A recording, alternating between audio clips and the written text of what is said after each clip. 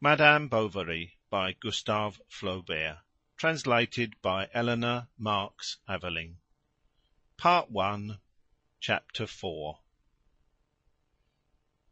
The guests arrived early in carriages, in one-horse chaises, two-wheeled cars, old open gigs, waggonettes with leather hoods, and the young people from the nearer villages in carts, in which they stood up in rows, holding on to the sides so as not to fall, going at a trot and well shaken up. Some came from a distance of 30 miles, from Goderville, from Normanville, and from Cany.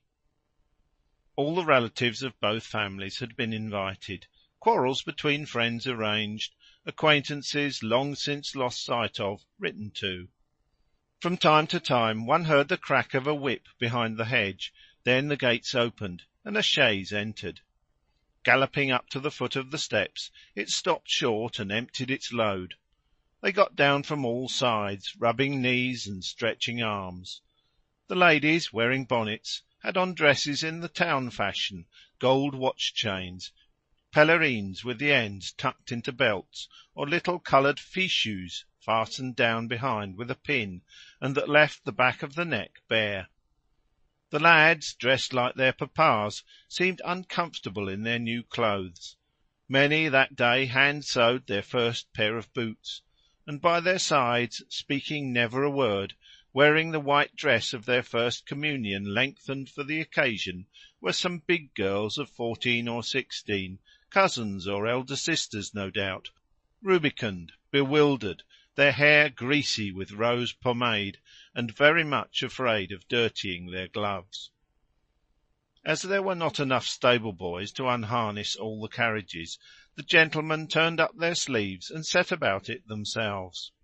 According to their different social positions, they wore tail-coats, overcoats, shooting-jackets, cutaway coats, fine tail-coats redolent of family respectability that only came out of the wardrobe on state occasions, overcoats with long tails flapping in the wind, and round capes and pockets like sacks, shooting-jackets of coarse cloth, generally worn with a cap with a brass-bound peak, very short cutaway coats with two small buttons in the back, close together like a pair of eyes, and the tails of which seemed cut out of one piece by a carpenter's hatchet.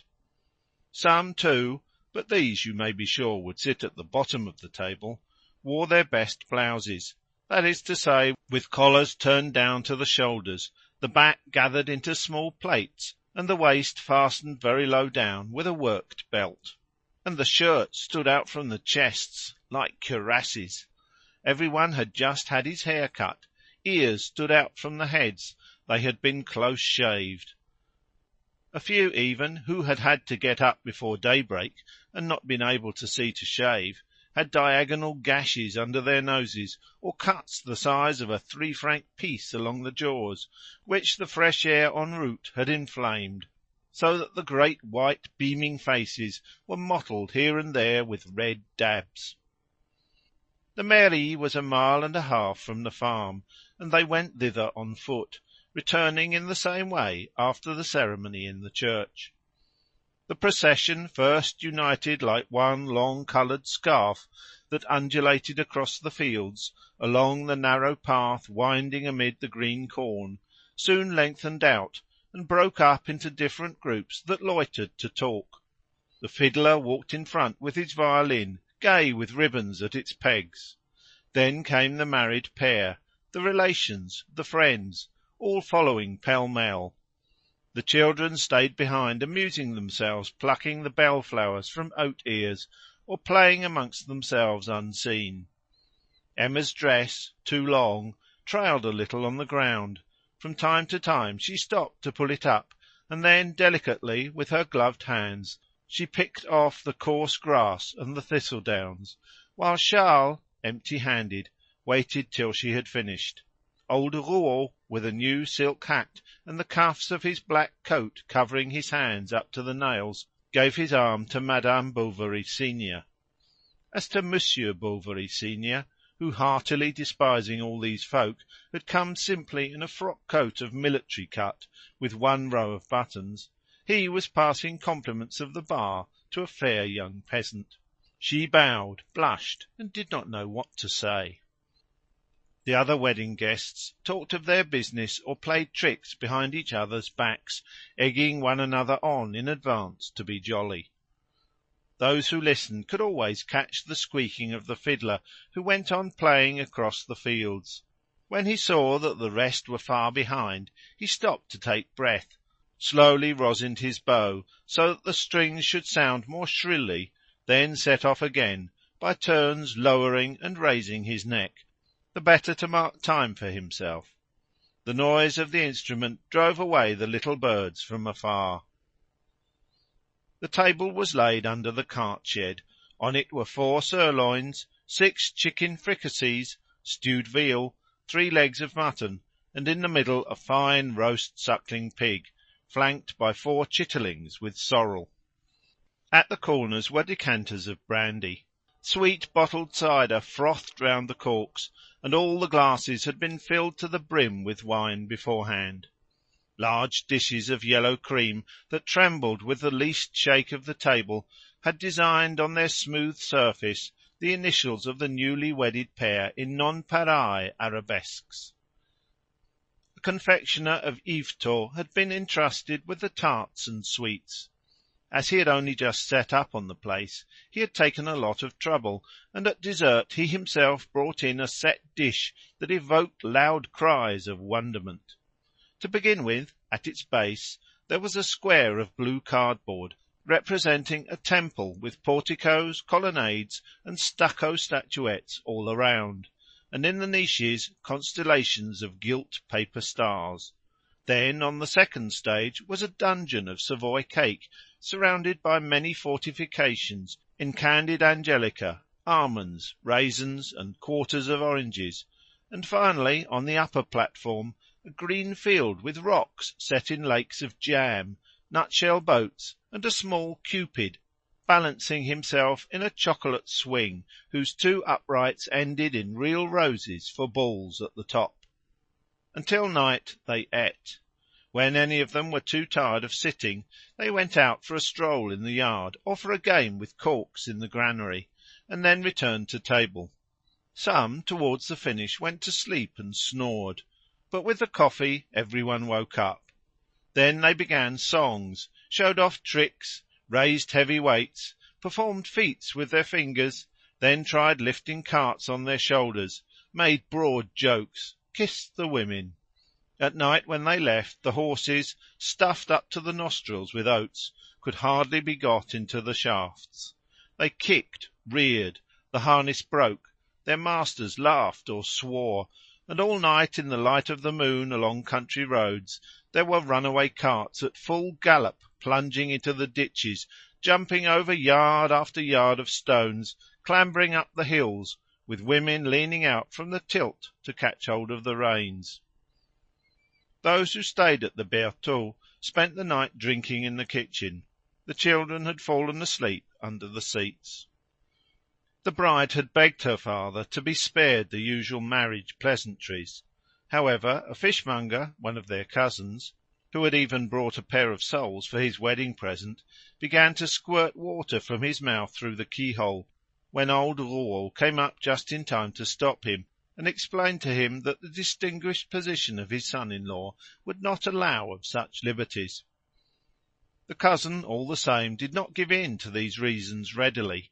In his heart he accused old Rouault of being proud, and he joined 4 or 5 other guests in a corner, who, having, through mere chance, been several times running served with the worst helpings of meat, also were of opinion they had been badly used, and were whispering about their host, and with covered hints hoping he would ruin himself.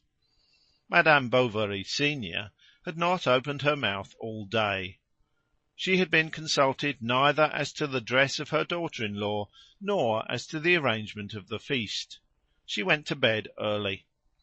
Her husband, instead of following her, sent to Saint Victor for some cigars, and smoked till daybreak, drinking kirsch punch, a mixture unknown to the company.